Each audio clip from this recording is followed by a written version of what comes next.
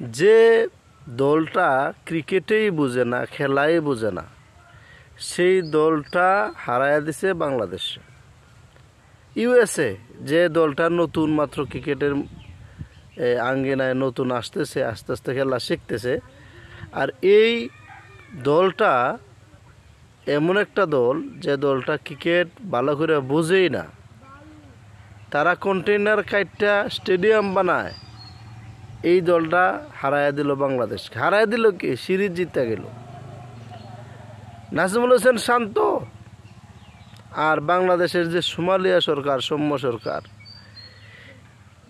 এরপরে হইল লিটন দাস, এরার মতো যোগ্য ক্রিকেটার যতদিন বাংলাদেশে থাকবে ততদিন এই ক্রিকেটের কোনো উন্নতি হবে না। এটাই ফাইনাল।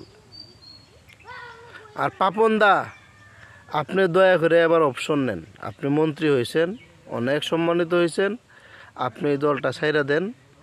দলটা ছাইরা ভালো একজন মানুষ মাশরাফিরে আনেন। আপনারা মতো ফাতলামি আর ফাইজলামি এই দেশের ক্রিকেট ভক্তরা শুনতে কিন্তু রাজি না। এমন একটা অবস্থা আপনারা খেলাটা খেললেন, যান আর আসেন, যান আর আসেন।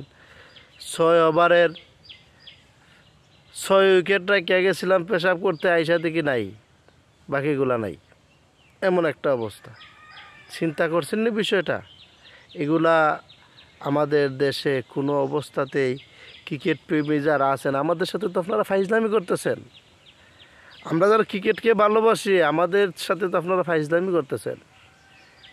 একটা দল, যে দলের মধ্যে যোগ্য প্লেয়াররা জায়গা পায় না, এই যোগ্য প্লেয়াররা জায়গা পায় না, এখানে মেহেদি হাসান মিরাজ জায়গা পায় না, ইমরুল খায়ের জায়গা পায় না, জুনাইদ সিদ্দিকি জায়গা পায় না, রনি তালুকদার জায়গা পায় না।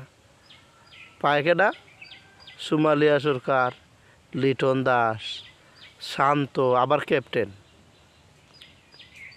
এই হচ্ছে আমরা দেশের অবস্থা। তামিম ইকবাল, মুশফিকুর রহিমেরা এত আঙ্গুল মাই রেখে দেয়া দিলেন, মানে মারাত্মক ধরনের আঙ্গুল মারা মারছেন। মাশরাফিরও আঙ্গুল মারছেন। এই আঙ্গুল মারামারি ছাড়া কি আপনারা পারেন না? কি শুরু করছেন আপনারা?